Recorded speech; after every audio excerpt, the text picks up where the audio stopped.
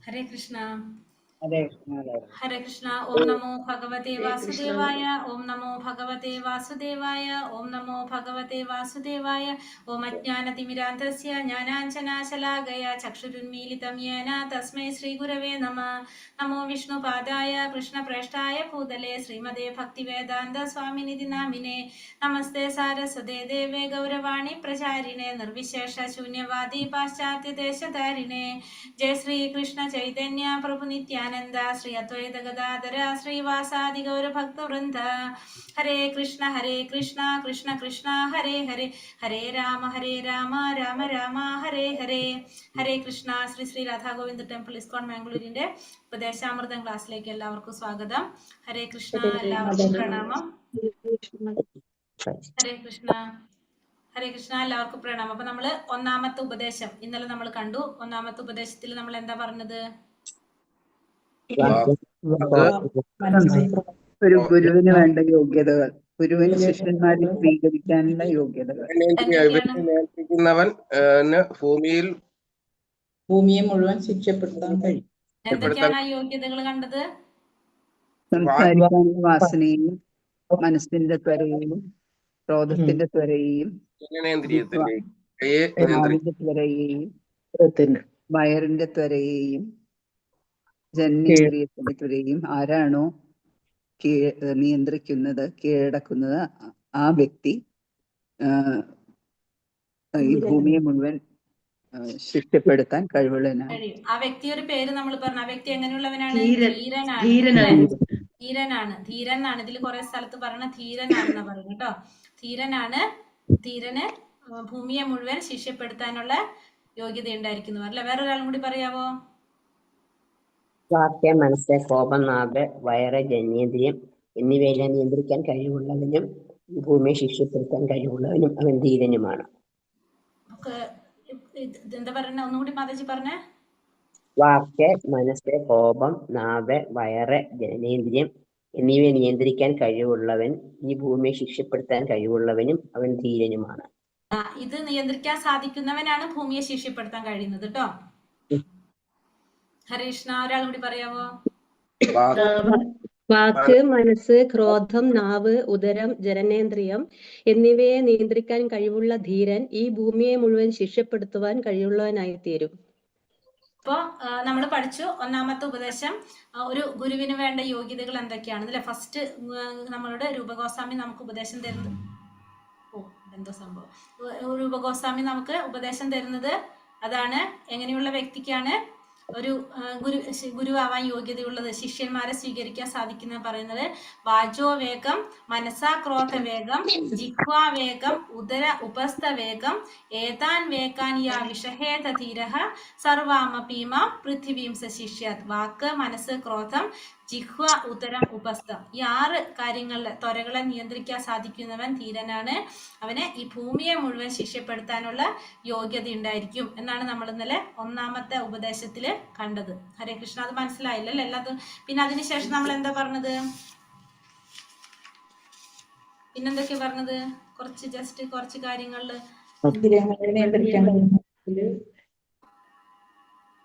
അതായത് പരീക്ഷിത് മഹാരാജാവ്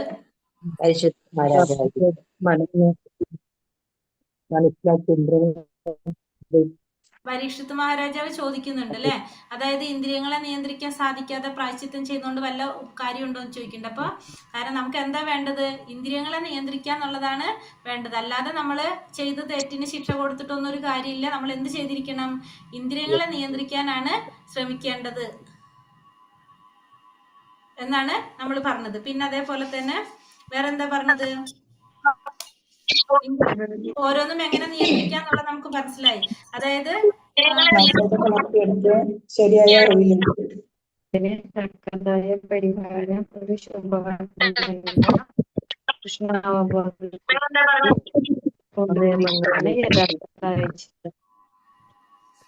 അതെ. പിന്നെ നമ്മള് വേറെന്താ പറഞ്ഞത്? ഇരുന്നിട്ട്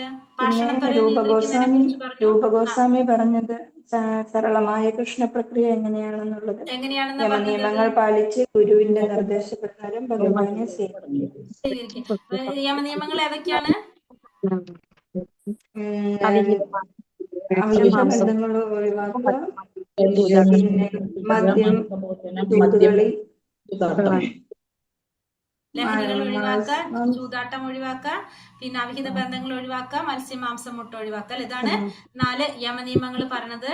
പിന്നെ അത് കഴിഞ്ഞിട്ട് ഭാഷണശക്തിയെ നമുക്ക് എങ്ങനെ നിയന്ത്രിക്കാൻ സാധിക്കും?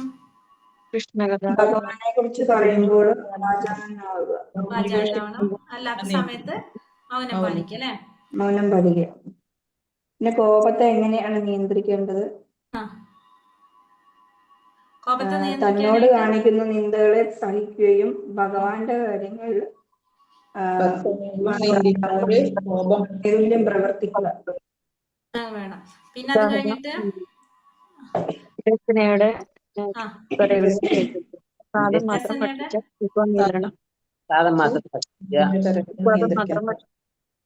പ്രസാദം കഴിച്ച് ഭക്ഷിച്ച് രചനയുടെ തുറകൾ നിയന്ത്രിക്കാൻ സാധിക്കും. അതുവരെയാണ് നമ്മൾ എടുത്തത്. ഇനി അടുത്ത ഭാഗത്തിലേക്ക് ശ്രീലത മാതാജിയാണോ സംശയം എനിക്ക് ഡിസ്റ്റർബ് ഉള്ളത്. ഹരേ കൃഷ്ണ. അപ്പൊ നമുക്ക് അടുത്ത ഭാഗത്തിലേക്ക് പോകാം. ഇനി ഉപദേശാമൃതത്തിന്റെ അനുവൃത്തി എന്ന വ്യാഖ്യാനത്തിൽ ശ്രീല ഭക്തി സിദ്ധാന്ത സരസ്വതി ഠാക്കൂർ പ്രതിപാദിക്കുന്നു.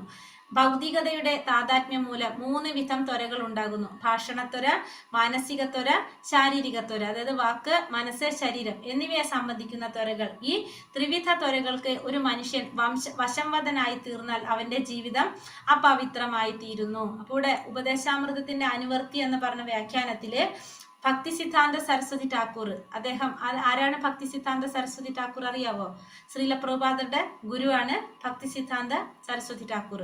അദ്ദേഹം പറയുന്നത് ഭൗതികതയുടെ താതാത്മ്യം മൂലം 3 തരത്തിലുള്ള ത്വരകൾ ഉണ്ടാകും. ഒന്നെന്താണ്? വാക്കുകൊണ്ടുള്ള ത്വര, മനസ്സുകൊണ്ടും ശരീരം കൊണ്ടും. അങ്ങനെ 3 തരത്തില് നമുക്ക് എന്ത് വരാം? ത്വരകള് വരാം. ഈ ത്വരകൾക്ക് മനുഷ്യൻ വശംവദനായി തീർന്നാൽ അവന്റെ ജീവിതം എങ്ങനെയായിട്ട് മാറും? പവിത്രത ഇല്ലാത്തതായിട്ട് മാറും. അപ്പൊ 3 തരത്തിലുള്ള ത്വരകൾ നമ്മൾ ഭഗവത്ഗീതയിൽ പഠിച്ചിട്ടുണ്ടായിരുന്നു അല്ലെ. ശാരീരികം, മാനസികം, വാഗ്മയ, തപസ് പഠിച്ചില്ലേ നമ്മള്? അതേപോലെ തന്നെ ശാരീരികമായിട്ടും വാഗ്മയമായിട്ടും മാനസികമായിട്ടുള്ള 3 ത്വരകൾ. ഈ ത്വരകൾക്ക് വശംവദനായി തീർന്നാൽ ജീവിതം അപവിത്രമായി തീരും എന്നാണ് ഉപദേശാമൃതത്തിന്റെ അനുവർത്തി എന്ന വ്യാഖ്യാനത്തില് ഭക്തി സിദ്ധാന്ത സരസ്വതി ഠാക്കൂർ മഹാരാജാവ് എഴുതുന്നത്. വാഗ്വേഗം, ഭാഷണത്വര, നിഷ്പ്രയോജനങ്ങളായ സംസാരങ്ങളെ അതുകൊണ്ട് ഉദ്ദേശിക്കുന്നത്. എത്രയോ ജനങ്ങൾ അബദ്ധങ്ങൾ സംസാരിക്കുന്നവരായിട്ടും നിഷ്ഫലങ്ങളായ പുസ്തകങ്ങൾ എഴുതി കൂട്ടുന്നവരായിട്ടും ഉണ്ട്. ഈ പ്രവണതയെ നേരിടുന്നതിന് വേണ്ടി നാം ഭാഷണത്തെ കൃഷ്ണൻ എന്ന വിഷയത്തിലേക്ക് തിരിച്ചുവിടണം. അപ്പൊ അതിൽ ഒന്നാമത്തെ പറയണത് ഭാഷണത്വര, വാഗ്വേഗം അല്ലെ, വാഗ്വേഗം, വാചോവേഗം എന്ന് പറയണം. അപ്പൊ വാചോവേഗം എന്ന് പറഞ്ഞാൽ അതിലെന്താണ് പറഞ്ഞത്? ഭാഷണത്വര. അപ്പൊ ഭാഷണത്വര എന്ന് വെച്ചാല് നിഷ്പ്രയോജനങ്ങളായ സംസാരങ്ങളാണ് അതുകൊണ്ട് ഉദ്ദേശിക്കുന്നത്. നമ്മൾ ഭഗവത്ഗീതയിലും പഠിക്കുന്നുണ്ട് അല്ലെ. നമ്മൾ സംസാരിക്കുന്ന വിഷയം ഒന്നുകിൽ പറയുന്ന വ്യക്തിക്ക് പ്രയോജനം ഉണ്ടായിരിക്കണം, അല്ലെങ്കിൽ കേൾക്കുന്ന വ്യക്തിക്ക് പ്രയോജനം ഉണ്ടായിരിക്കണം, അല്ലെങ്കിൽ സമൂഹത്തിന് പ്രയോജനം ഉണ്ടായിരിക്കണം. അങ്ങനെ അല്ലാത്തെങ്കിൽ നിഷ്പ്രയോജനങ്ങളായ സംസാരങ്ങളെ നമ്മൾ ഒഴിവാക്കണം. അതാണ് ഇവിടെ വാഗ്വേഗം എന്ന് പറയുന്ന ഭാഷണത്വര എന്ന് പറയുന്നത്. നമുക്ക് പ്രയോജനങ്ങളില്ലാത്ത സംസാരങ്ങളാണ് അവിടെ ഉദ്ദേശിക്കുന്നത്. അത്തരത്തിലുള്ള സംസാരങ്ങൾ നമ്മൾ ഒഴിവാക്കുക. എത്രയോ ജനങ്ങൾ അബദ്ധങ്ങൾ സംസാരിക്കുന്നവരായിട്ടും, പിന്നെ അതേപോലെ തന്നെ അടുത്തത് ഇതിൽ പറയുന്ന വേറെ എന്താണ്? നിഷ്ഫലങ്ങളായ പുസ്തകങ്ങൾ എഴുതി കൂട്ടുന്നവര്. നമുക്കൊരു ഫലം തരാത്ത പുസ്തകം, നമുക്ക് ഫലം തരാന്ന് പറഞ്ഞാൽ എന്താണ് ഉദ്ദേശിക്കുന്നത് അവിടെ? ഫലം തരാത്ത പുസ്തകങ്ങൾ എന്ന് പറഞ്ഞാൽ എങ്ങനത്തെ പുസ്തകങ്ങളാണ്? എന്തായിരിക്കും ഉദ്ദേശിക്കുന്നത്? നമുക്ക് ഫലം തരാത്ത ബുക്കുകൾ എന്ന് പറയുമ്പോ സാധാരണ രീതിയിലുള്ള പുസ്തകങ്ങള്,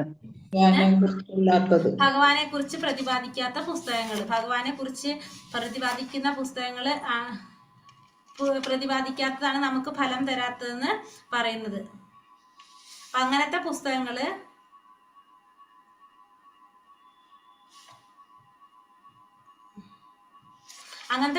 നമ്മൾ എന്ത് ചെയ്തിരിക്കണം? നമ്മൾ ഒഴിവാക്കിയിരിക്കണം എന്നാ പറയുന്നത്. ഒരു സെക്കൻഡ്. നമ്മള് ഇവിടെ എന്താ പറഞ്ഞത്? എത്രയോ നിഷ്ഫലങ്ങളായ പുസ്തകങ്ങൾ എഴുതി കൂട്ടുന്നവരായിട്ടുമുണ്ട്. ഈ പ്രവണതയെ നേരിടുന്നതിന് വേണ്ടി നാം ഭാഷണത്തെ കൃഷ്ണൻ എന്ന വിഷയത്തിലേക്ക് തിരിച്ചുവിടണം. അപ്പൊ നമ്മൾ എന്ത് ചെയ്തിരിക്കണം?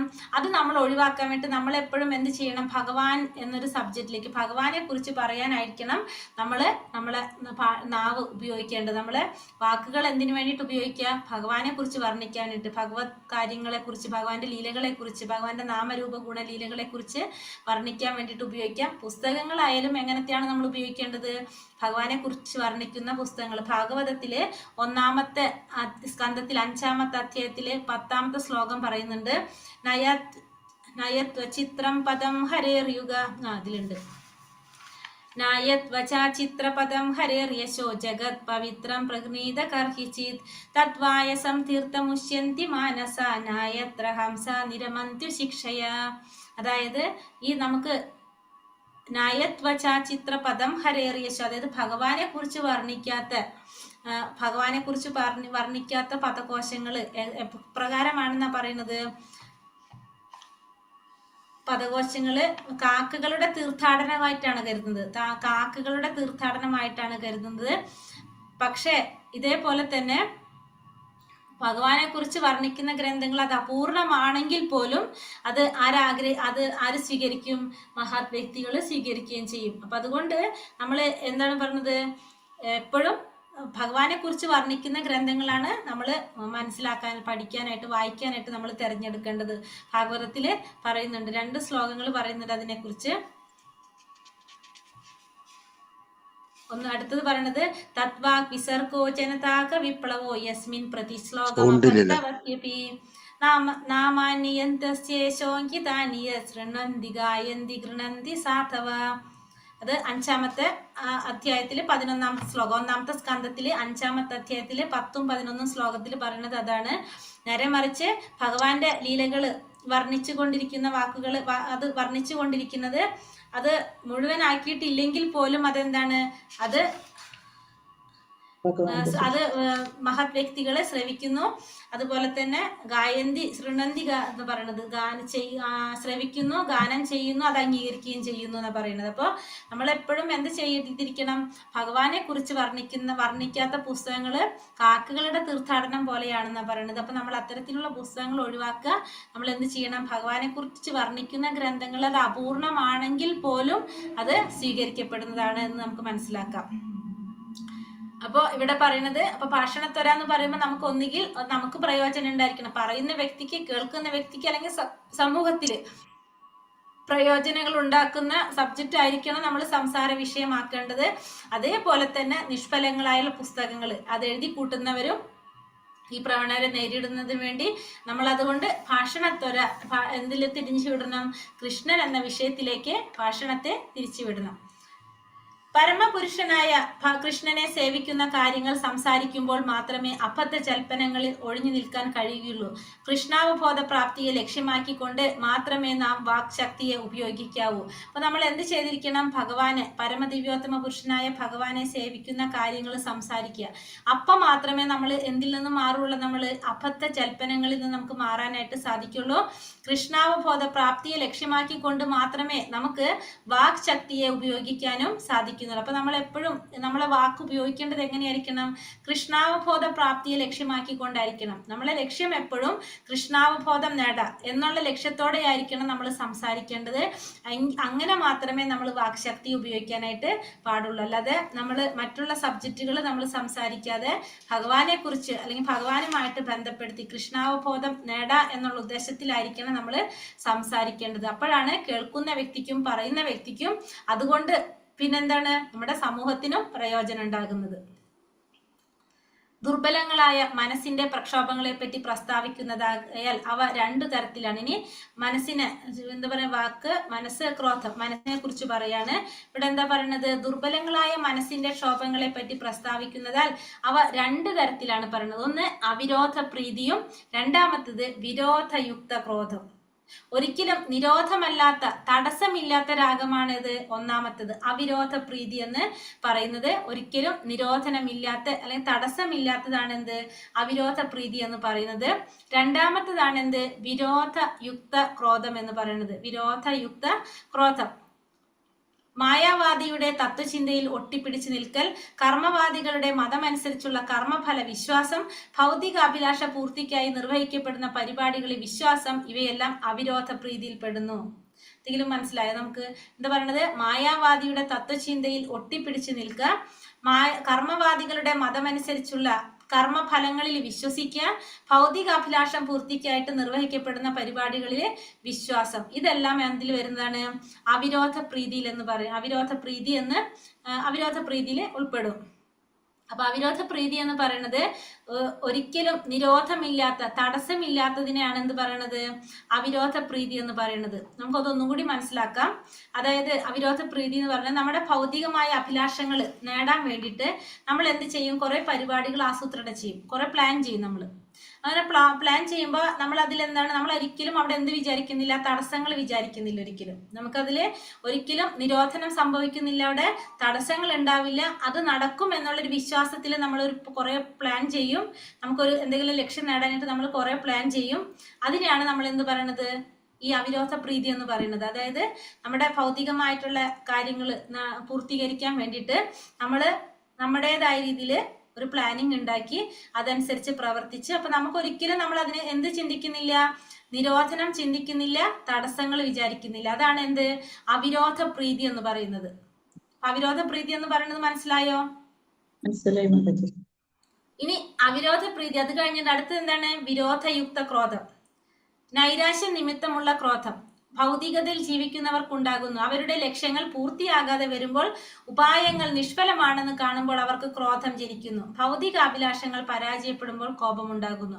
അപ്പൊ നമ്മളിപ്പോ ഫസ്റ്റത്തെ എന്ന് പറഞ്ഞത് അവിരോധ പ്രീതി എന്ന് പറഞ്ഞാല് നമ്മൾ ആ ഭൗതികമായ ആഗ്രഹങ്ങൾക്ക് വേണ്ടിയിട്ട് നമ്മൾ പ്ലാൻ ചെയ്യും. നമ്മളത് ഓരോ രീതിയിൽ പ്ലാൻ ചെയ്തിട്ട് നമ്മൾ അപ്പോൾ ഒരിക്കലും അവിടെ തടസ്സങ്ങളില്ല, നിരോധനങ്ങളില്ല, അത് നടക്കുന്നു മാത്രമുള്ള പ്രതീക്ഷയിൽ നമ്മൾ അത് ചെയ്യും. അതാണ് ഫസ്റ്റത്തെ അവിരോധ പ്രീതി എന്ന് പറയുന്നത്. പക്ഷേ ഈ അവിരോധ പ്രീതി അത് നടക്കാതെ വരുമ്പോൾ നമുക്ക് അവിടെ എന്ത് സംഭവിക്കും? ക്രോധം ജനിക്കും. നമുക്ക് ഈ നമ്മുടെ ആഗ്രഹങ്ങൾ അല്ലെങ്കിൽ നമ്മുടെ ലക്ഷ്യം നമ്മളത് നടക്കാതെ വരുമ്പോൾ നമുക്ക് അവിടെ എന്ത് സംഭവിക്കും? ക്രോധം ജനിക്കും. അതാണ് എന്ത്? വിരോധയുക്ത ക്രോധം എന്ന് പറയുന്നത്. അപ്പൊ നമുക്കിത് നടക്കാതെ വരുമ്പോൾ നമുക്ക് ഉണ്ടാകുന്ന ക്രോധം. അപ്പൊ ഈ പറഞ്ഞ കാര്യങ്ങളൊന്നും നടക്കാതെ വരുമ്പോൾ ഉണ്ടാകുന്ന ക്രോധത്തെയാണ് നമ്മളിവിടെ എന്ത് പറയുന്നത്? വിരോധയുക്ത ക്രോധം എന്ന് പറയുന്നത്. നൈരാശ്യ നിമിത്തമുള്ള ക്രോധം. അതായത് നമ്മളെ ഒരു ആഗ്രഹം നമ്മളത് നടത്താനുള്ള ഫുള്ള് പ്ലാനിങ്ങിലായിരുന്നു. പക്ഷെ അത് നമ്മളെ ഫുള്ള് വിശ്വസിച്ചത് എങ്ങനെയാണ്? ഇത് നടക്കും എന്നുള്ളൊരു വിശ്വാസത്തിലാണ് നമ്മളത് ചെയ്യുന്നത്. പക്ഷെ നടക്കാതെ വരുമ്പോ ആ നൈരാശ്യ നിമിത്തം നമുക്ക് ഉണ്ടാകുന്ന ക്രോധം, അതാണ് ഇത് വിരോധയുക്ത ക്രോധം എന്നതുകൊണ്ട് അർത്ഥാക്കുന്നത്. ക്ലിയർ ആയോ രണ്ടും?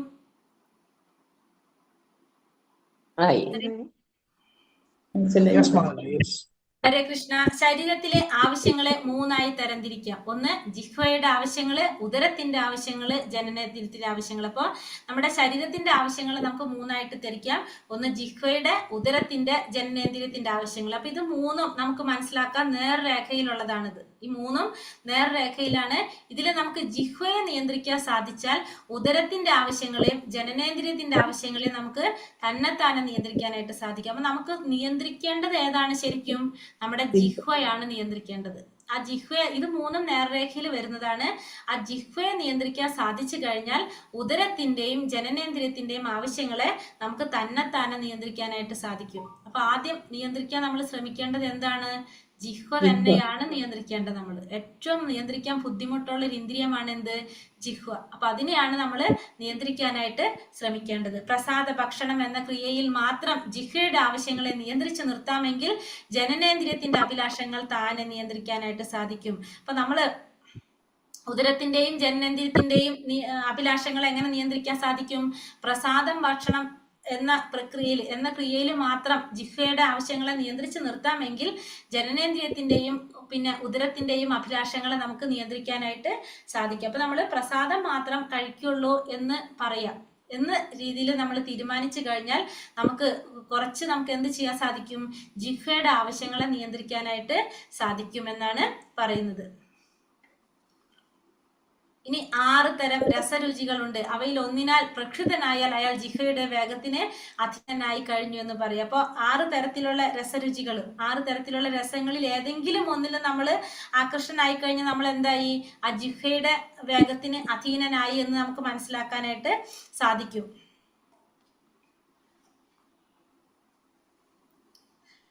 ഇനി പ്രസാദം മാത്രം കഴിക്കുക നമ്മൾ പറഞ്ഞല്ലേ, ജിഹ്വയുടെ ആവശ്യങ്ങളെ നിയന്ത്രിക്കാനായിട്ട് പ്രസാദം മാത്രം കഴിക്കുക. അവിടെ നമുക്ക് എന്ത് പറയുന്നുണ്ട്? അവിടെ നമുക്ക് നിയന്ത്രണം വരുന്നുണ്ട്. എന്താണ് പറയുന്നത്? ചിലർ ഇറച്ചി, മത്സ്യം, ഞണ്ട്, മുട്ട, ശുക്ലശോണിതോൽപ്പന്നങ്ങളായിട്ടുള്ള വസ്തുക്കൾ നിർജീവ ശരീര രൂപത്തിൽ ഭക്ഷിക്കുവാൻ താല്പര്യമുള്ളവരായിരിക്കും. മറ്റു ചിലർ പച്ചക്കറികൾ, വള്ളികൾ, ഗോരസങ്ങൾ മുതലായവ ഭക്ഷിക്കുന്നതിൽ താല്പര്യരായിരിക്കും. പക്ഷെ 2 കൂട്ടരുടെയും ലക്ഷ്യം ജിഹ്വ സന്ദർപ്പനമാണ്. ഇപ്പൊ നമ്മള് നോൺ വെജ് കഴിക്കുന്നു, അല്ല വെജിറ്റേറിയൻ കഴിക്കുന്നു എന്നതുകൊണ്ട് മാത്രം നമ്മൾ എന്തിനെ നിയന്ത്രിക്കുന്നില്ല? ജിഹ്വയെ നിയന്ത്രിക്കുന്നില്ല. ഇപ്പൊ ഒരു കൂട്ടർ നോൺ വെജ് കഴിക്കുന്നു, മറ്റേ കൂട്ടർ പറയാണ് നമ്മള് വെജിറ്റേറിയൻ ആണ്, പച്ചക്കറി മാത്രമേ കഴിക്കുള്ളൂ എന്ന് പറഞ്ഞാലും അവരെങ്ങനെയല്ല? ജിഹ്വയെ നിയന്ത്രിക്കുന്ന വ്യക്തി ആവണമെന്നില്ല. 2 കൂട്ടരും എന്താണ്? ലക്ഷ്യം ജിഹ്വ സന്ദർപ്പണമാണെന്ന് പറയാം നമുക്ക്. അപ്പോൾ നമ്മള് കഴിക്കുമ്പോൾ ഭക്ഷണം കഴിക്കുന്ന രൂപത്തില്, അതായത് നോൺ വെജ് ആയാലും വെജ് ആയാലും നമ്മൾ കഴിക്കുന്ന അതിന്റെ രീതി അനുസരിച്ചാണ് നമ്മൾ അതിനെ പറയുന്നത്. അപ്പൊ ജിഹ്വയുടെ സന്ദർപ്പണം എന്ന് പറയുന്നത് രണ്ടും ഒരുപോലെ തന്നെയാണ് പറയുന്നത് ഇവിടെ. അതെങ്ങനെയാണ്? പച്ചക്കറി, ധാന്യം, ഗോരസം, ജല ഇവ ഭഗവാന് നിവേദിച്ച് പ്രസാദമായി കഴിക്കാവുന്നതാണ്. നല്ല രുചിയാണെന്ന് വിചാരിച്ച് പ്രസാദം അധികം കഴിച്ചയാൾ ജിഹ്വാപ്രീതിക്ക് അടിമയായി തീരും. പ്രസാദം കഴിക്കാന്ന് പറഞ്ഞാലും അവിടെയും എന്ത് പറയുന്നുണ്ട്? പ്രസാദം നല്ല രുചിയാണെന്ന് വിചാരിച്ചിട്ട് അത് കുറെ കഴിക്കുന്നതും എന്താണ്? ജിഹ്വയ്ക്ക് അടിമ. അതായത് മിതമായ ഭക്ഷണം കഴിക്കുമ്പോൾ എങ്ങനെയായിരിക്കണം? മിതമായ രീതിയിലായിരിക്കണം നമ്മൾ. പ്രസാദമായാലും നമ്മൾ കഴിക്കേണ്ടത് എങ്ങനെയാണ്? മിതമായ രീതിയിലായിരിക്കും. ഇപ്പൊ നമുക്ക് ഇതേപോലെ തന്നെ നമ്മൾ നോൺ വെജ് കഴിക്കില്ല, നമ്മൾ പച്ചക്കറിയാണ് കഴിക്കുന്നതെന്ന് പറഞ്ഞിട്ട് അതും നമ്മൾക്ക് ഇഷ്ടമുള്ള രീതിയിൽ നമ്മൾ അങ്ങനെയാണ് കഴിക്കുന്നതെങ്കിൽ അവിടെയും എന്താണത്? അത് നമ്മള് ജിഹ്വയുടെ അധീനനാണെന്ന് തന്നെ പറയാം. ഇപ്പൊ പ്രസാദം മാത്രം കഴിക്കാൻ പാടുള്ളൂ എന്ന് പറഞ്ഞിട്ട് ആ പ്രസാദം കഴിക്കുന്നതും നല്ല രുചിയാണെന്ന് വിചാരിച്ചിട്ട് കുറേ പ്രസാദം കഴിക്കുക. നമ്മൾ ഇപ്പൊ നമുക്ക് ഇഷ്ടമുള്ള ഭക്ഷണങ്ങളൊക്കെ ഉണ്ടാക്കി അത് പ്രസാദമാക്കിയിട്ട് നമ്മൾ കഴിക്കുകയാണെങ്കിൽ അപ്പോഴും നമ്മൾ എങ്ങനെയാണ്? ജിഹ്വാപ്രീതിക്ക് അടിമയാണെന്ന് പറയാനായിട്ട് സാധിക്കും.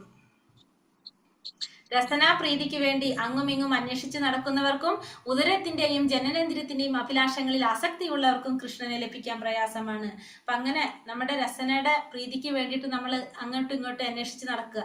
പിന്നെ ഉദരത്തിന്റെയും ജനനേന്ദ്രിയത്തിന്റെയും അഭിലാഷങ്ങളിൽ ആസക്തിയുള്ളവര്, അങ്ങനെയുള്ളവർക്കൊക്കെ ഭഗവാനെ ലഭിക്കാനായിട്ട് വളരെ പ്രയാസമാണെന്നാണ് പറയുന്നത്. അതായത് ഇന്ദ്രിയ നിയന്ത്രണം ഇല്ലാതെ ഭഗവാനെ നമുക്ക് ഒരിക്കലും പ്രതീക്ഷിക്കാനായിട്ട് പറ്റില്ല. ചൈതന്യ മഹാപ്രഭു പറയുന്നു, ഭാലാന ഖായിപ്പേ ഭാലാന പാരിബേ എന്ന്. അതായത് ആഡംബരമായി വസ്ത്രദാനം ചെയ്യരുത്, രുചികരങ്ങളായ ഭക്ഷണ പദാർത്ഥങ്ങൾ അനുഭവിക്കരുത്. ചൈതന്യ ചരിതാമൃതം അന്ത്യലീല 6-ാം അധ്യായം 23-ാം ശ്ലോകത്തിൽ പറയുന്നതാണ്. എന്താ പറയുന്നത്? ഭാലാന ഖായിപ്പേ ഭാലാന പാരിപ്പേ എന്നാ പറയുന്നത്. അതായത് ഭാലാന പാരിപ്പേ എന്ന്. അതായത് ആഡംബരമായിട്ട് വസ്ത്രധാരണം ചെയ്യാനോ രുചികരമായ ഭക്ഷണ പദാർത്ഥങ്ങൾ അനുഭവിക്കാനോ പാടില്ല. അതായത് നമ്മളെ ജിഹ്വയെ നിയന്ത്രിക്കാൻ വേണ്ടിയിട്ട് അതാണ് പറയുന്നത്. അപ്പൊ ഇവിടെ ചൈതന്യ ചരിതാമൃതം അന്ത്യലീല 6-ാം അധ്യായം 23-ാം ശ്ലോകത്തില് മഹാപ്രഭു പറയുന്നതാണത്. ആഡംബരമായി വസ്ത്രധാരണം ചെയ്യുന്നതോ രുചികരമായ ഭക്ഷണ പദാർത്ഥങ്ങൾ അനുഭവിക്കാനോ പാടില്ല. ജനനേന്ദ്രിയങ്ങളെ സത്പുത്രന്മാരെ ഉണ്ടാക്കുന്നതിന് വേണ്ടി മാത്രം ഉപയോഗിക്കാം, അല്ലാതെ ഇന്ദ്രിയ പ്രീതിക്കായി ഉപയോഗിച്ചാൽ അയാൾ മായയിൽ അകപ്പെട്ടതായിട്ട് കരുതാം. അപ്പൊ അതേപോലെ തന്നെ ജനനേന്ദ്രിയം ഉപയോഗിക്കണം എന്തിനായിരിക്കണം? സത്പുത്രന്മാരെ ഉണ്ടാക്കുന്നതിന് വേണ്ടിയിട്ടായിരിക്കണം ഉപയോഗിക്കേണ്ടത്.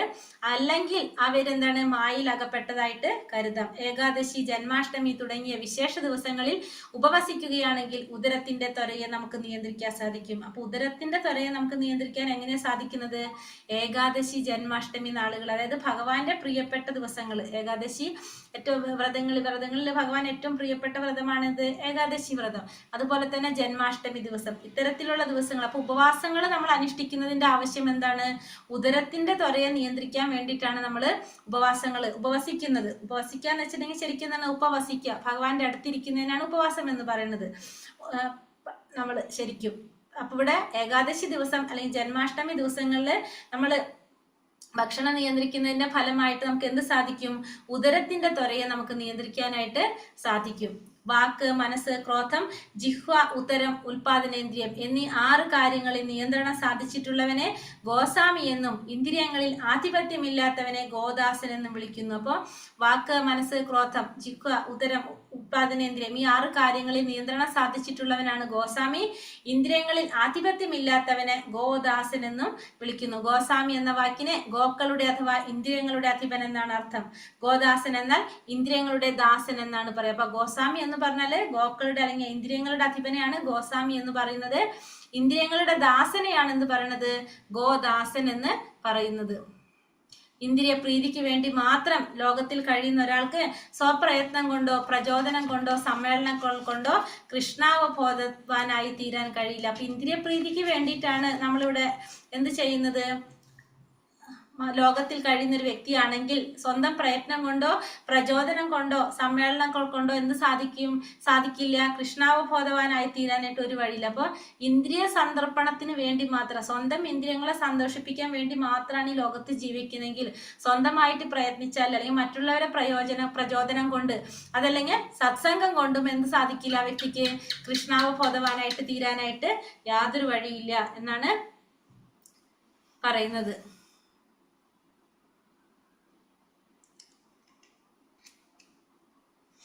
ഭാഗവതത്തിൽ പറയുന്ന ഒരു ശ്ലോകമാണത്. 7ാമത്തെ സ്കന്ധം 5ാമത്തെ അധ്യായം 30ാമത്തെ ശ്ലോകത്തില് പ്രഹ്ലാദ മഹാരാജാവ് പറയുന്നതാണത്.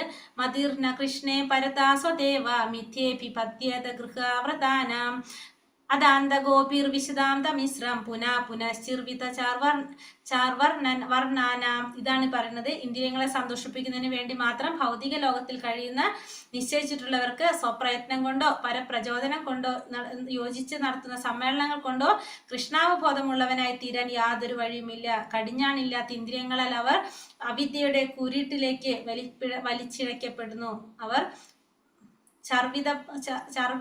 ചർവണത്തിൽ ഭ്രമിച്ച് അങ്ങനെ കഴിഞ്ഞുകൂടുകയും ചെയ്യുന്നു. അപ്പൊ ഇങ്ങനെയുള്ളവർക്ക് എന്ത് സാധിക്കുന്നില്ല, ഒരിക്കലും ഭഗവാനെ ലഭിക്കാനായിട്ട് യാതൊരു മാർഗം ഉണ്ടാവില്ല അവർക്ക്. കാരണം അവരുടെ പ്രയത്നം കൊണ്ടോ പ്രചോദനം കൊണ്ടോ മറ്റുള്ളവർ സത്സംഗം കൊണ്ടോ ഒന്നും അവർക്ക് കൃഷ്ണാവബോധവാനായിട്ട് തീരാനായിട്ട് കഴിയില്ല. ഹരേ കൃഷ്ണ കൃഷ്ണ കൃഷ്ണ ഹരേ ഹരേ, ഹരേ രാമ രാമ രാമ ഹരേ ഹരേ, ഹരേ കൃഷ്ണ. അപ്പോൾ നമ്മൾ 1ാമത്തെ ശ്ലോകം കഴിഞ്ഞു. അപ്പൊ ഇതിൽ നമുക്ക് കുറച്ച് ക്വസ്റ്റ്യൻസ് കൂടി നോക്കാനുണ്ടായിരുന്നു അല്ലേ? അപ്പൊ നമുക്കത് നോക്കുമ്പോ എന്തെങ്കിലും പറയാനുണ്ടെങ്കിൽ അതിൽ പറഞ്ഞു പോകാം.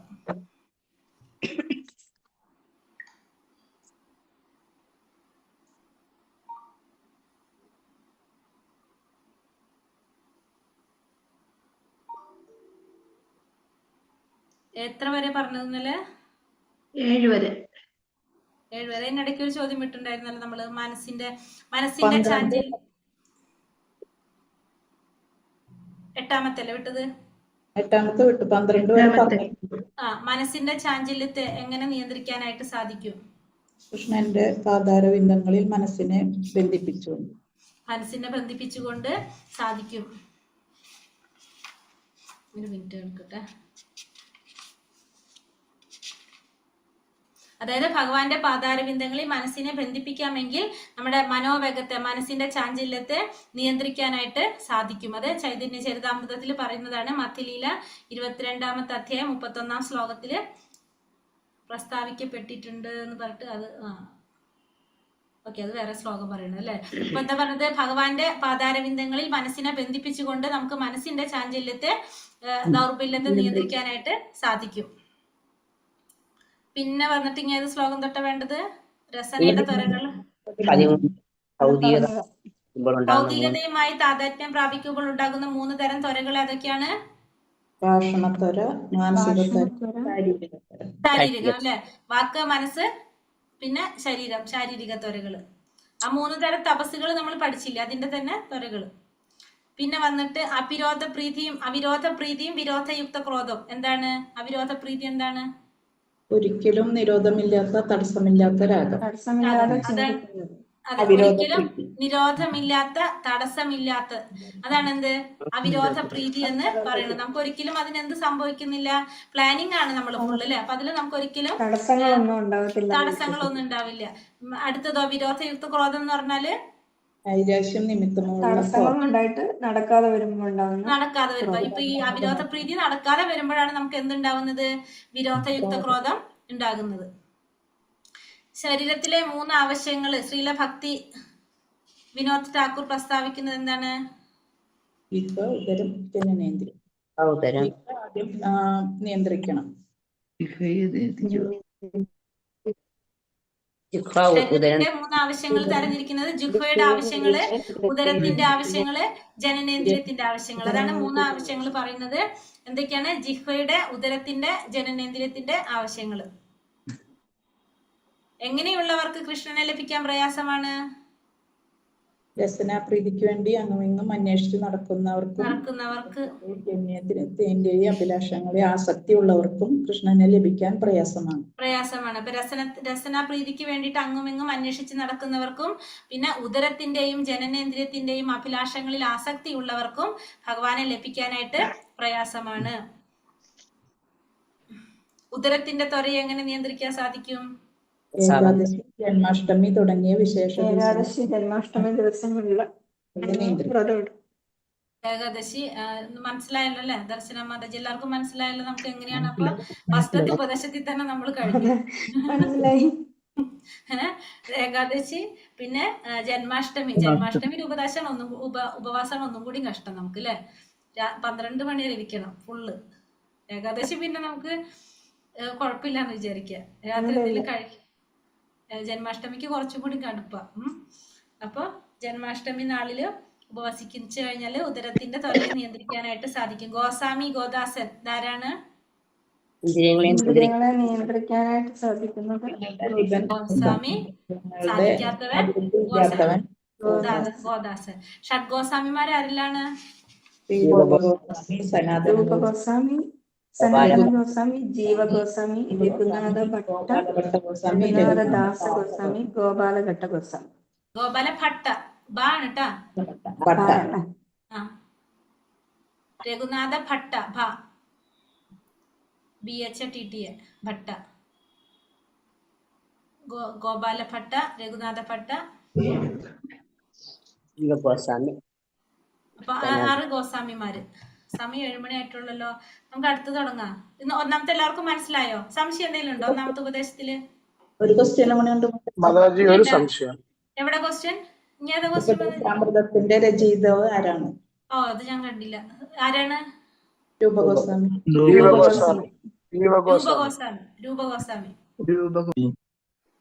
ഹരേഷ്ണ പ്രഭു പറഞ്ഞോളൂ.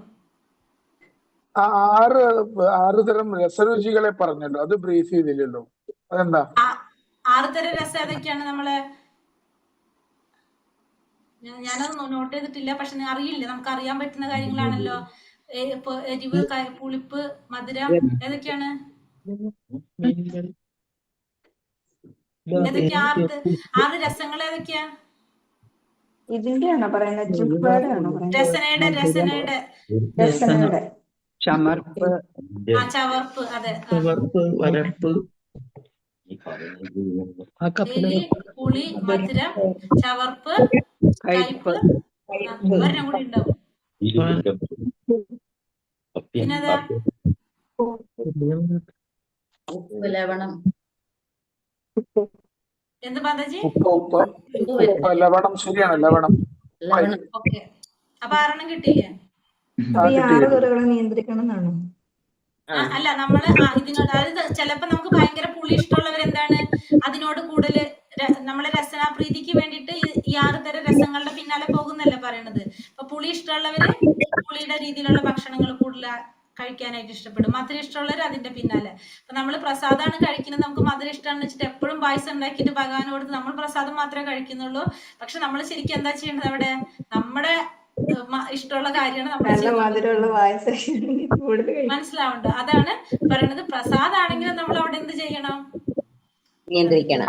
അതായത് ഭഗവാൻ പറയുന്നുണ്ട്, ഭഗവാൻ ഏതൊരു ആചാര്യന്റെ പേര് ഞാൻ മറന്നു, ആചാര്യന്റെ ഗോതമ്പിന്റെ ഉണ്ട ഉണ്ടാക്കിയിട്ട് ഉപ്പിടില്ല, ഒന്നും ഇടില്ല, എന്നിട്ട് അത് കൊടുക്കും.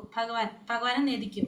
അപ്പൊ ഭഗവാൻ പറയാണ്, ഈ പേര് ഭയങ്കര ഫേമസ് ആയിട്ടുള്ള ഒരു ആചാര്യനാണല്ലോ, പേര് ഞാൻ മറന്നു. അതിൽ പറയണ, നീ ഇത്തിരി കുറച്ച് ഉപ്പെങ്കിലും ഇട്ട് എനിക്ക് തരാൻ അതില്. കാരണം ആ പ്രസാദം ആചാര്യന് കഴിക്കാൻ വേണ്ടിട്ട്, കാരണം ഇന്ദ്രിയ സന്തോഷത്തിന് വേണ്ടിയിട്ടല്ലല്ലോ കഴിക്കുന്നത്. അപ്പൊ ഒന്നും ഇടാതെ ഗോതമ്പിന്റെ ഉണ്ട ഉണ്ടാക്കിയിട്ട് ഭഗവാനെ നേദിക്കും, അത് അദ്ദേഹം കഴിക്കും. അപ്പൊ പറയാണ് അതില്, നീ കുറച്ച് ഉപ്പെങ്കിലും ഇട്ട് തരൂ എനിക്കിന്ന്, ഭഗവാൻ പറയാണത്. അപ്പൊ കാരണം എന്താണ് അത് ഭഗവാൻ തന്നെ ചെയ്യാത്തതാണ് മടുത്തു. ഭഗവാൻ എന്നെ മതിയായത്. എന്നിട്ട് എന്നും ഇങ്ങനെ കഴിച്ചു തരാണല്ലോ, അപ്പൊ എനിക്ക് കുറച്ച് അതിൽ എന്തെങ്കിലും ഇട്ട് തരാനായിട്ട് പറയും ഭഗവാൻ. പക്ഷെ ആ വ്യക്തി എന്താ പറയുക, വേണ്ട അപ്പൊ അങ്ങനെ കഴിച്ചാൽ മതി എന്നാ പറയണത് എന്നിട്ട് ഭഗവാന്റെ അടുത്ത്. അപ്പൊ അതേപോലെ തന്നെ നമ്മൾ പക്ഷെ അങ്ങനെയല്ല, നമുക്ക് ഇഷ്ടമുള്ള കാര്യങ്ങളൊക്കെ നമ്മൾ ഭഗവാന് അതൊക്കെ കൊടുക്കും. ഒരു കപ്പല് വന്നിട്ട് അതിൽ നിന്ന് ഉപ്പെടുക്കുന്നതാണോ? അല്ലല്ല, അതല്ല.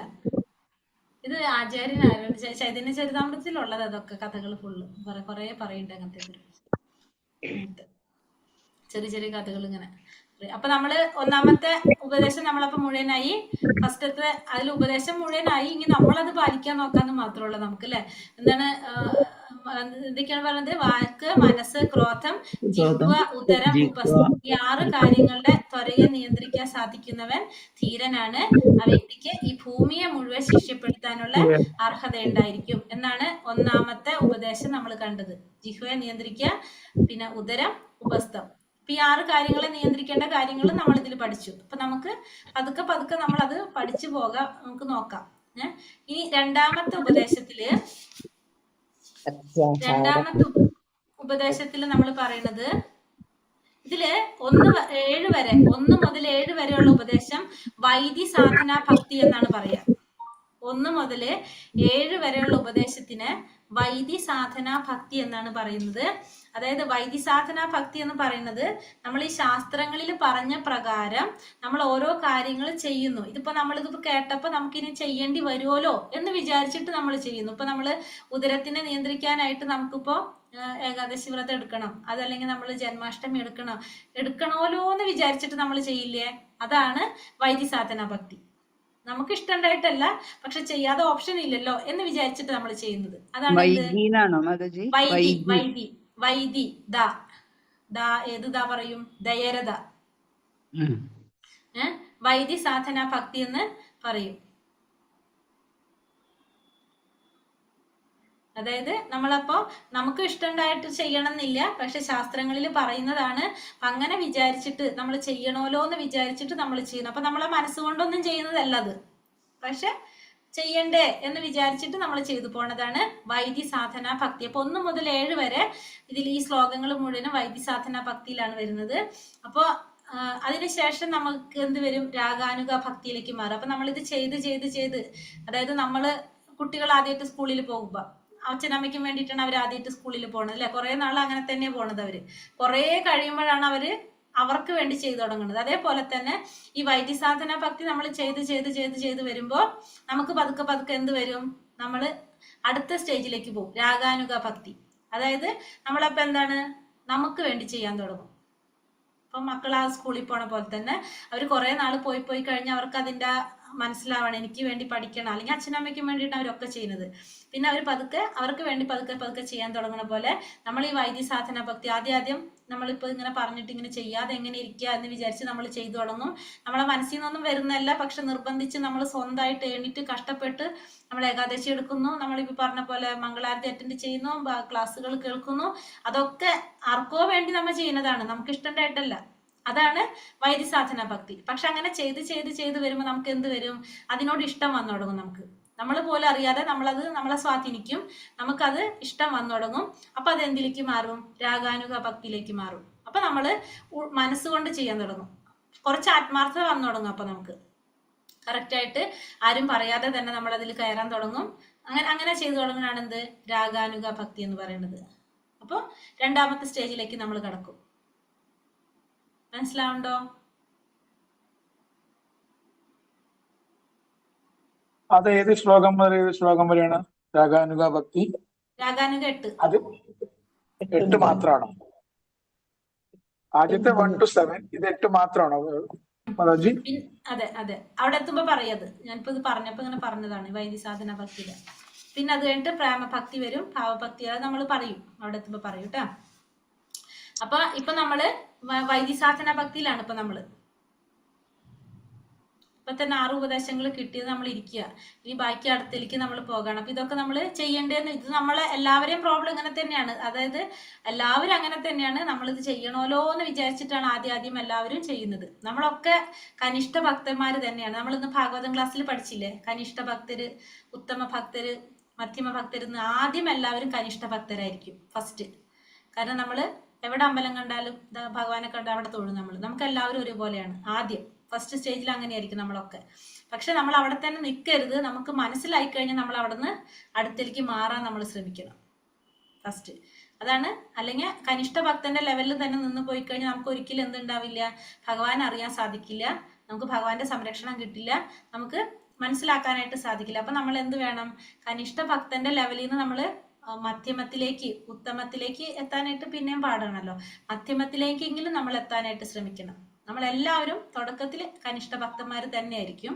പക്ഷെ അവിടെ തന്നെ നിന്ന് പോവരുത്, അടുത്തേക്ക് കടക്കണം നമ്മളെപ്പോഴും. പഠിക്കും നമ്മൾ 3 തരത്തിലുള്ള ഭക്തന്മാരെ ഇതിൽ തന്നെ വരുന്നുണ്ട്. കനിഷ്ഠ ഭക്തരും ഉത്തമ ഭക്തരും മധ്യമ ഭക്തരെയും കുറിച്ച് ഒന്ന് ഭാഗവതത്തിൽ പറഞ്ഞപ്പോൾ ഞാൻ അതൊന്നും പറഞ്ഞതാ നമുക്ക്. ഇപ്പൊ രണ്ടാമത്തെ പറയുന്നത് ഭക്തിയെ നശിപ്പിക്കുന്ന 6 കാര്യങ്ങളാണ് രണ്ടാമത്തെ ശ്ലോകത്തിൽ പറയുന്നത്. അപ്പൊ ഒന്നാമത്തത് ഒരു ഗുരുവിന് വേണ്ട യോഗ്യതകളാണ് നമ്മൾ കണ്ടത്.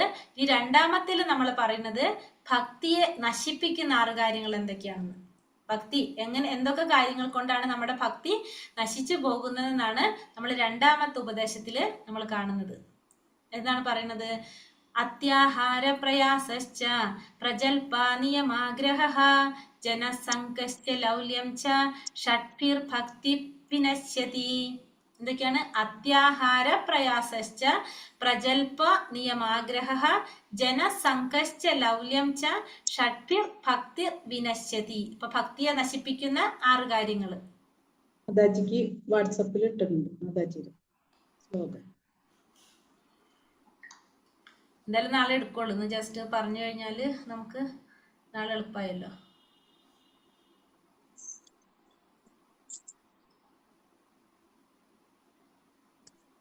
ഏതൊക്കെയാണ് നമ്മൾ പറഞ്ഞ ഭക്തിയെ നശിപ്പിക്കുന്ന?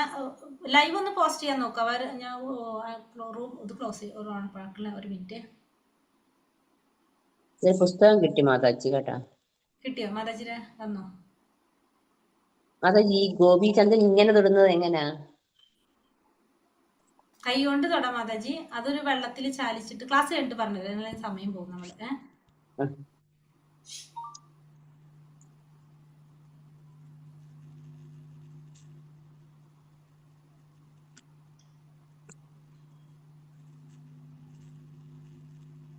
ഞാൻ ഗ്രൂപ്പ് ഓപ്പൺ ആക്കിയിട്ടുണ്ട്. ഒന്ന് ലൈവ് പോസ്റ്റ് ചെയ്തിട്ട് വയ്ക്കൊന്ന്. ഹരേ കൃഷ്ണ. ലൈവ് ഒന്ന് കണ്ടില്ലേ ഇവിടെ? ആ ലൈവ് തൊട്ടാല് താഴെ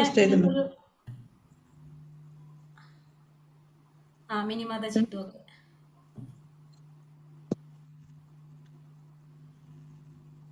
ഹരേ കൃഷ്ണ. പ്രഭു കൂടി ചെയ്ത് നോക്കിക്കോളൂ പ്രഭു. അപ്പൊ പിന്നെ 2 ആളാക്കി വെച്ച് കഴിഞ്ഞാൽ പിന്നെ കുഴപ്പമില്ലല്ലോ.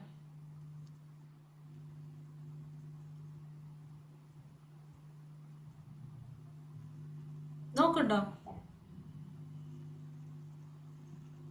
അതിൽ പോസ്റ്റ് ചെയ്തിട്ടുണ്ട്. ഇല്ലല്ലോ. യൂട്യൂബിൽ പോയിട്ട് അത് കാണുന്നുണ്ട്, സ്ക്രീൻ കാണുന്നുണ്ട്. പിന്നെന്താ ചെയ്യേണ്ടത്? അത് ഷെയർ ചെയ്യണം. ഷെയർ ചെയ്യണം. ലൈവിൽ ചെയ്ത് കഴിഞ്ഞാൽ ചെയ്തോ? മിനിമം ചെയ്തോ? ഗ്രൂപ്പിൽ ഇട്ടു. അതില് നമ്മൾ host the content of this meeting being sent to YouTube എന്ന് വരുള്ളൂ. എന്നിട്ട് പോസ്റ്റ് ചെയ്യുക. അതുമ്മ ക്ലിക്ക് ചെയ്യും പ്രഭു. അത് അപ്പൊ അതിൽ വന്നില്ലേ? യൂട്യൂബിൽ വന്നില്ലേ? അത് പിന്നെന്ത് ചെയ്യണം? അപ്പൊ യൂട്യൂബ് വരുമ്പോ ഷെയർ കാണില്ലേ? ഒരു ഏറോ കാണില്ലേ? ഓക്കെ. എന്നിട്ട് നമ്മളെ ഗ്രൂപ്പിലേക്ക് ഷെയർ ചെയ്യാം. ചെയ്യാം.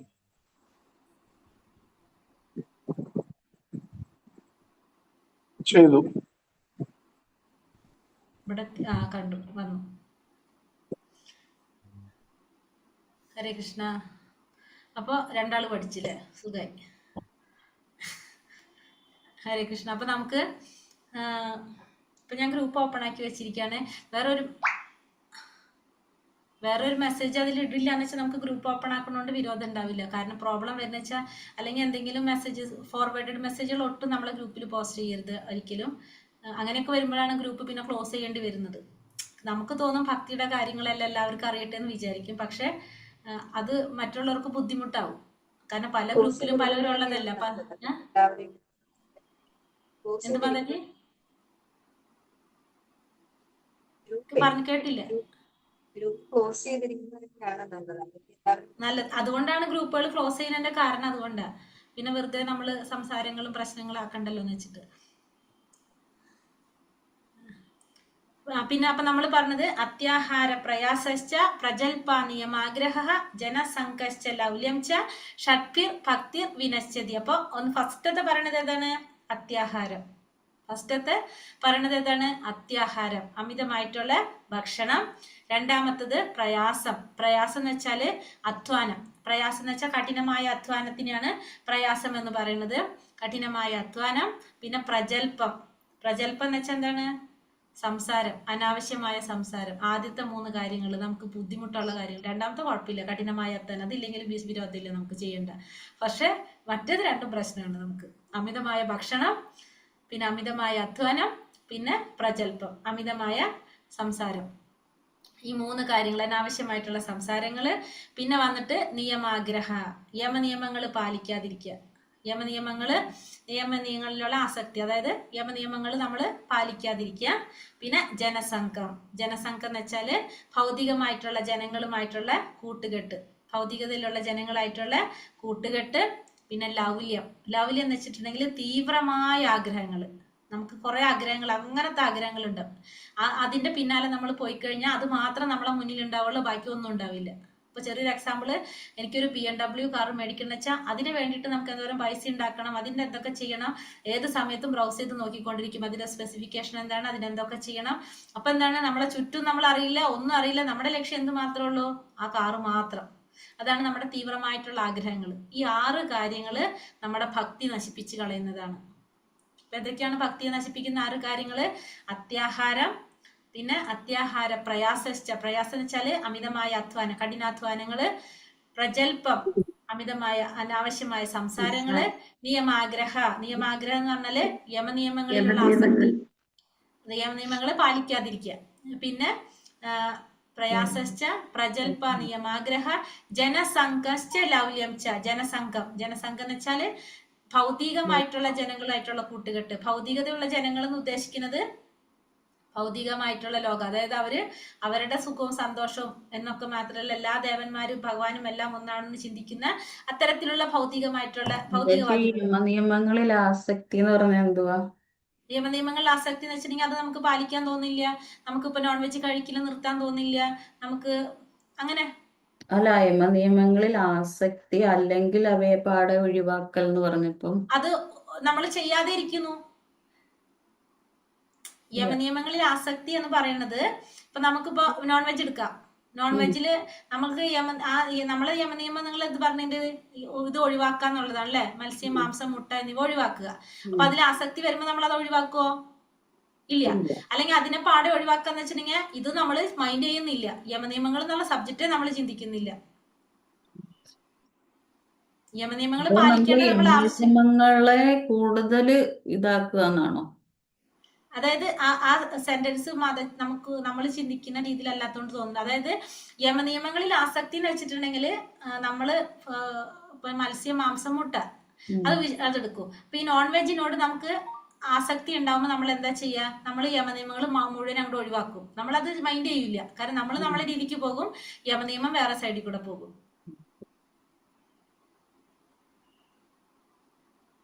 മാതാജിക്ക് മനസ്സിലായി?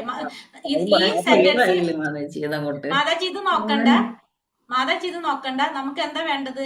യമനിയമങ്ങൾ ഒഴിവാക്കി, യമനിയമങ്ങൾ പാലിക്കാതിരിക്കാന്ന് ചിന്തിച്ചാൽ മതി. മീനിങ് അതാണ്. ഞാൻ ഇതിൽ ചിലത് നിങ്ങൾക്ക് കുറച്ച് സംശയം തോന്നുക, അല്ലെങ്കിൽ ബുദ്ധിമുട്ട്. അതുകൊണ്ടാണ് ഞാൻ നമ്മളെ രീതിയിൽ പറയുന്നത്. അപ്പൊ നമുക്ക് ഇപ്പൊ ഇതില് അടിയിൽ നമ്മള് ഇതിന്റെ പരിഭാഷ കൊടുത്തിട്ടുണ്ട്. ചിലതിന്റെ പരിഭാഷ വായിച്ചാൽ നിങ്ങൾക്കൊന്നും മനസ്സിലാവില്ല. അതുകൊണ്ടാണ് ഇങ്ങനെ പറഞ്ഞു തരുന്നത്, നമുക്ക് മനസ്സിലാവേണ്ട രീതി. എന്ത് മാതാജി? പ്രയാസം എന്ന് വെച്ചിട്ടുണ്ടെങ്കിൽ കഠിനാധ്വാനം ചെയ്യുക. അതായത് രജോഗുണത്തിലുള്ളവരെ നമുക്ക് പറയാം. രജോഗുണത്തിലുള്ളവരെന്താണ്? നമ്മൾ ഈ പറഞ്ഞ പോലെ തന്നെ നമ്മളെ ആഗ്രഹങ്ങൾക്ക് വേണ്ടിയിട്ട് കഠിനാധ്വാനം ചെയ്തുകൊണ്ടിരിക്കുന്നവരാണല്ലോ രജോഗുണത്തിലുള്ളവര്. നമ്മള് പ്രവർത്തിച്ചു കഠിനാധ്വാനം ചെയ്യണത് എപ്പോഴെന്തിനാണ്? നമ്മുടെ കർമ്മത്തിന്റെ ഫലം ആഗ്രഹിച്ചുകൊണ്ട് ചെയ്യുന്നതല്ലേ? അങ്ങനെയുള്ളവരല്ലേ കഠിനാധ്വാനം ചെയ്തുകൊണ്ടിരിക്കുന്നത്. അതാണ് ഉദ്ദേശിക്കുന്നത് കേട്ടോ. അപ്പോ എന്താ പറഞ്ഞത്? അത്യാഹാര പ്രയാസശ്ച പ്രജൽപ നിയമാഗ്രഹ ജനസംഘശ്ച ലൗല്യം ച ഷഡ്ഭിർ ഭക്തി വിനശ്യതി. അപ്പോ അത്യാഹാരം അമിതമായിട്ടുള്ള ആഹാരം, പിന്നെ പ്രയാസശ്ച എന്ന് വെച്ചാല് കഠിനമായിട്ടുള്ള അധ്വാനം അല്ലെങ്കിൽ അമിതമായ അധ്വാനം, പിന്നെ പ്രജൽപം അനാവശ്യമായിട്ടുള്ള സംസാരങ്ങള്, നിയമാഗ്രഹ യമനിയമങ്ങള് പാലിക്കാതിരിക്കുന്നത്, പിന്നെ വന്നിട്ട് പിന്നെ എന്താ പറയുന്നത്? ജനസംഘം എന്ന് വെച്ചാൽ ഭൗതികമായിട്ടുള്ള ജനങ്ങളായിട്ടുള്ള കൂട്ടുകെട്ട്, പിന്നെ ലൗല്യം തീവ്രമായിട്ടുള്ള ആഗ്രഹങ്ങൾ. ഈ 6 കാര്യങ്ങള് നമ്മുടെ ഭക്തിയെ നശിപ്പിക്കുന്നതാണ്. കിട്ടിയോ? ഒന്ന് പറയാവോ? അമിതമായ ഭക്ഷണം, അമിതമായ കഠിനാധ്വാനം, അനാവശ്യമായ സംസാരം, യമനിയമങ്ങൾ പാലിക്കാതിരിക്കുക, പിന്നെ ഭൗതികമായ ജനങ്ങളുമായിട്ടുള്ള കൂട്ടുകെട്ട്, തീവ്രമായിട്ടുള്ള ആഗ്രഹങ്ങൾ, ഭക്തിയെ നശിപ്പിക്കും. ആറായോ? ലൗല്യം പറഞ്ഞില്ലേ? ഓക്കെ. അപ്പൊ അത് എല്ലാ ഭാഗത്തുനിന്നുള്ള ബിരുദ. അപ്പൊ നമ്മള് രണ്ടാമത്തെ ഉപദേശം നമ്മൾ മനസ്സിലാക്കാണ്. എന്താ പറഞ്ഞത്? ഒന്നും കൂടി പറഞ്ഞേ. അമിതമായ അധ്വാനം, അനാവശ്യമായ സംസാരം, പിന്നെ നിയമങ്ങൾ പാലിക്കാതിരിക്കൽ, ലൗല്യം, അമിതമായ തീവ്രമായ ആഗ്രഹം, ഈ ലൗകിക ജനങ്ങളുമായുള്ള കൂട്ടുകെട്ട്. ജനങ്ങളുമായുള്ള കൂട്ടുകെട്ട് ഇത് ഒഴിവാക്കണം. ഇത് നമ്മളെ ഭക്തിയെ നശിപ്പിക്കുന്നതാണ്. ഇത് നമ്മുടെ ഭക്തിയെ നശിപ്പിക്കുന്ന 6 കാര്യങ്ങളാണ് ഈ പറഞ്ഞത്. വേറൊരാള് പറയാവോ?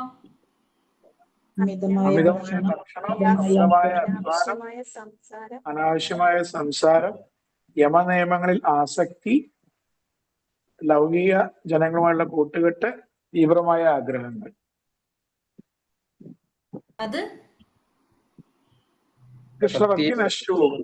അത് പറയാൻ കാരണം വെച്ചാൽ അടുത്ത് നമ്മൾ ഭക്തിയെ പ്രോത്സാഹിപ്പിക്കുന്ന 6 കാര്യങ്ങൾ നമ്മൾ അടുത്ത് പഠിക്കാൻ പോണത്. കൺഫ്യൂഷൻ ആവും. അതുകൊണ്ടാണ് അത് എന്ന് ചോദിച്ച് ഞാൻ നിർത്തിയത്. അപ്പൊ ഒരാൾ കൂടി പറഞ്ഞ മാതാജി, ലൗല്യം എന്താണ്? ലൗല്യം ആഗ്രഹങ്ങൾ മാതാജി, നമ്മുടെ ഭയങ്കര അമിതമായിട്ടുള്ള തീവ്രമായിട്ടുള്ള ആഗ്രഹങ്ങൾ എന്ന് പറയാം. ഭയങ്കര ആഗ്രഹം ഉണ്ടാവില്ല ചില കാര്യങ്ങൾക്ക് വേണ്ടിയിട്ട്, നമുക്ക് അതിനെ ലൗല്യം എന്ന് പറയും. അമിതമായ ഭക്ഷണം, അമിതമായ അധ്വാനം, അനാവശ്യ സംസാരം, യമനിയമങ്ങൾ പാലിക്കാതെ ഇരിക്കുക, ഭൗതിക ജനങ്ങളായ കൂട്ടുകെട്ട്, തീവ്രമായ ആഗ്രഹങ്ങൾ, ഇവയെ കൃഷ്ണഭക്തി നശിപ്പിക്കുന്നു. ഹരേ കൃഷ്ണ. അടുത്ത ആള് പറഞ്ഞേ. അമിതമായ ആഹാരം, കഠിനാധ്വാനം, അനാവശ്യമായ സംസാരം, യമനിയമങ്ങൾ പാലിക്കാതിരിക്കുക, ഭൗതിക ജനങ്ങളുമായ ജനസംഘം, തീവ്രമായ ആഗ്രഹം, അത് ഭക്തിയെ നശിപ്പിക്കുന്നു. കാണാതെ പറയുന്ന ആർക്ക് പറ്റും? എന്നെ നോക്കി പറയുന്ന ആർക്ക് പറ്റും?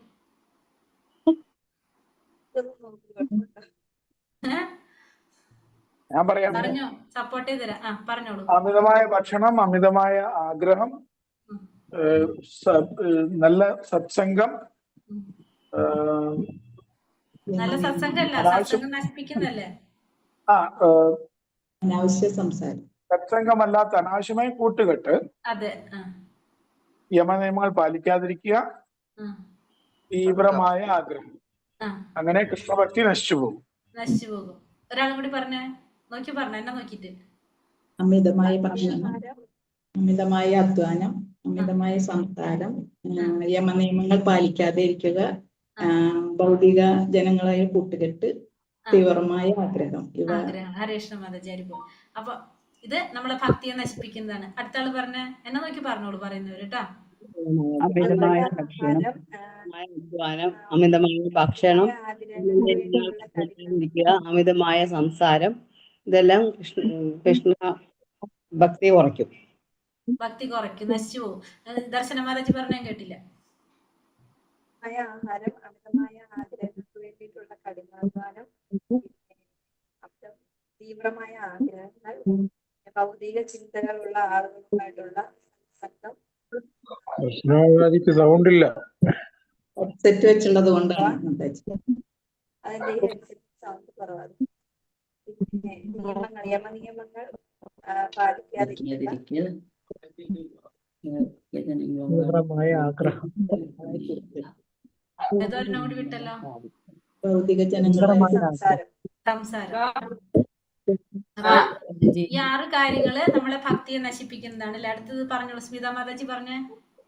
അമിതമായ ഭക്ഷണം, അമിതമായ അധ്വാനം, അമിതമായ അനാവശ്യ സംസാരം, യമനിയമങ്ങൾ പാലിക്കാതിരിക്കൽ, ഭൗതിക ജനങ്ങളുമായിട്ടുള്ള കൂട്ടുകെട്ട്, അമിതമായ ആഗ്രഹം. ഇവ കൃഷ്ണഭക്തിയെ നശിപ്പിക്കുന്ന 6 കാര്യങ്ങൾ. 6 കാര്യങ്ങൾ. അപ്പൊ നമ്മളിപ്പോ 2 ഉപദേശം പഠിച്ചു ഇല്ലേ? ക്ലാസ് തുടങ്ങണേ മുന്നേ നിങ്ങളിപ്പോ 2ാമത്തെ പഠിച്ചു. ഇനിയിപ്പോ ക്ലാസ് നമ്മൾ നാളെ 2ാമത്തെ എടുക്കുള്ളൂ പഠിച്ച്. അപ്പൊ ഇനി 1ഉം 2ഉം നമുക്ക് ഒരുമിച്ച് പറയാം. ഓരോരുത്തര് ഒന്നാമത്തെ 2ാമത്തെ ബുക്ക് നോക്കണ്ട, അല്ലാതെ പറയാം, സപ്പോർട്ട് ചെയ്ത് തരാം. അപ്പൊ കാരണം പഠിച്ചു പോകും നിങ്ങളിത് ഡെയിലി ഇങ്ങനെ പറയുമ്പോ നമ്മ പഠിച്ചു പോകും. വാക്യ, മനസ്സ്, കോപം, വൈര, ജനനേന്ദ്രിയം എന്നിവയെ നിയന്ത്രിക്കാൻ കഴിയുന്നവൻ ഈ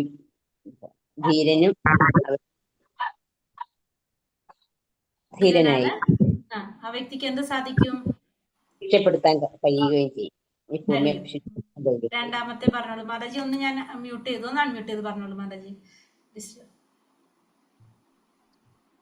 അമിതമായ ഭക്ഷണം, അമിതമായ ആഗ്രഹം, അനാവശ്യമായ സംസാരം,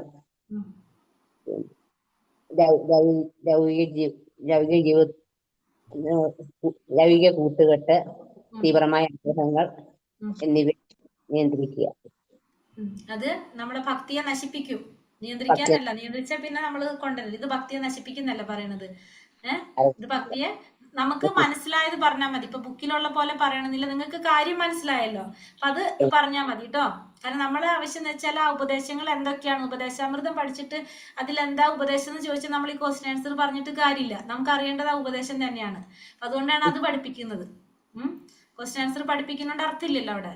അപ്പൊ അതുകൊണ്ടാണ് ഇത് പഠിപ്പിക്കുന്നത്. അപ്പൊ നിങ്ങൾക്ക് മനസ്സിലായത് പറഞ്ഞാൽ മതി. ബുക്കിലുള്ള പോലെ തന്നെ വേണമെന്നില്ല, കാര്യം അതാവണമെന്ന് മാത്രമേ ഉള്ളൂ. 2 കൂടിയിട്ട് പറഞ്ഞോളൂ. ചിത്രമാതാജി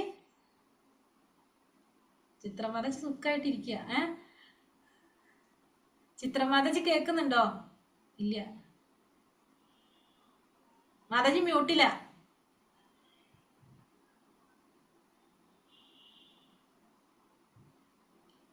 കേൾക്കുന്നില്ല. മാതാജി മ്യൂട്ടിലാണ്, പറയുന്നില്ല. അപ്പൊ അടുത്ത ആളേക്ക് പോവാം നമുക്ക്. മാതാജി ഞാൻ യാത്രയിലാണ്, അതുകൊണ്ടാ. കേൾക്കുന്നുണ്ട്. യാത്രയിൽ ഒരു പൂജയുണ്ട്, പൂജ. ശരി. 1ാമത്തെ 2ാമത്തെ ഉപദേശം നാളേക്ക് പഠിച്ചു വന്നോളൂ കേട്ടാ. നാളെ ഇല്ലല്ലോ, നാളെയും മറ്റന്നാളും ഇല്ല. ഓ സുഖായി. അപ്പൊ ഹരേ കൃഷ്ണ. ഹരേ കൃഷ്ണ മാതാജി. ശരി പറഞ്ഞോളൂ. 2 പറഞ്ഞ് ഓരോരുത്തർ മാറി മാറി പറഞ്ഞേ. വാക്ക്, മനസ്സ്, ക്രോധം, ജിഹ്വ, വായ അല്ലെങ്കിൽ നാവ്, പിന്നെ ഉദരം, ഉപസ്ഥം, ജനനേന്ദ്രിയം, ഇതിന്റെ എല്ലാ ത്വരകളെ നിയന്ത്രിക്കാൻ സാധിക്കുന്ന ധീരൻ ഈ ഭൂമിയെ മുഴുവൻ കീഴ്പ്പെടുത്തുവാൻ പ്രാപ്തിയുള്ളവനായിരിക്കും.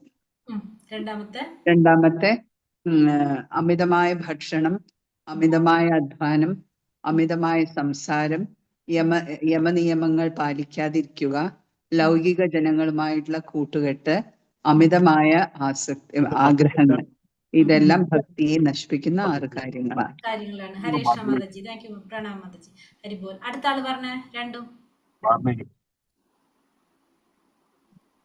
ഹരേ കൃഷ്ണ പറഞ്ഞോളൂ. മിനി മാതാജി പറഞ്ഞോളൂ. വാക്ക്, മനസ്സ്, ക്രോധം, നാവ്, ഉദരം, ജനനേന്ദ്രിയം, ഈ ത്വരകളെ നിയന്ത്രിക്കുന്ന ധീരനാണ്. ആ വ്യക്തിക്ക് ഭൂമിയെ ശിക്ഷപ്പെടുത്താൻ സാധിക്കും. പിന്നെ അനാവശ്യ ഭക്ഷണം, അമിതമായ ഭക്ഷണം, അമിതമായ അധ്വാനം, അനാവശ്യ സംസാരം, യമനിയമങ്ങൾ പാലിക്കാതെ ഇരിക്കുക, ഭൗതിക ജനങ്ങളെ കൂട്ടുകെട്ട്, തീവ്രമായ ആഗ്രഹങ്ങൾ, ഇവയുടെ കൂട്ടുകെട്ട് കൃഷ്ണഭക്തിയെ നശിപ്പിക്കുന്നു. ഹരേ കൃഷ്ണ. ഹരിബോൽ മാതാജി. അടുത്ത ആള് പറഞ്ഞേ. വാക്ക്, മനസ്സ്, ക്രോധം, നാവ്, വയറ്, ജനനേന്ദ്രിയ ഇവയുടെ ത്വരകളെ നിയന്ത്രിക്കാൻ സാധിക്കുന്നവർ ധീരനാണ്. ഈ ഭൂമിയെ മുഴുവൻ ശിക്ഷപ്പെടുത്താൻ സാധിക്കും. കൃഷ്ണ മതിക്ക് സുഖമില്ല. അമിത ഭക്ഷണം, കഠിനാധ്വാനം, അനാവശ്യമായ സംസാരം, യമനിയമങ്ങൾ പാലിക്കാതിരിക്കുക, ഭൗതികമായ ജനങ്ങളുമായിട്ടുള്ള കൂട്ടുകെട്ട്, തീവ്ര ആഗ്രഹങ്ങൾ, ഈ 6 കാര്യങ്ങൾ കൃഷ്ണഭക്തി നശിപ്പിക്കും. ഹരേ കൃഷ്ണ മാതാജി. വയ്യാൻ തോന്നുന്നു അല്ലേ? കോൾഡ് ഉണ്ടോ? പനിയാ ഗുരുവായൂർ പോയിട്ട് വന്ന് പനി പിടിച്ചു. ഹരേ കൃഷ്ണ മാതാജി. ഹരേ കൃഷ്ണ മാതാജി.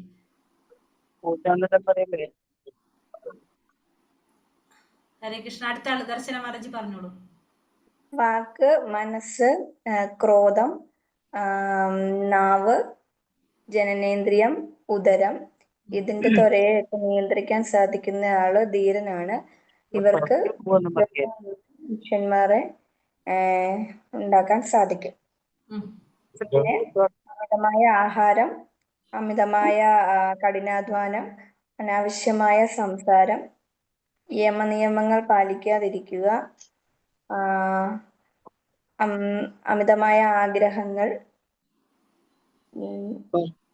ഭൗതിക ചിന്തകളുള്ള ആളുകളുമായിട്ടുള്ള സംഘം, ഇത് എല്ലാം ആണ്.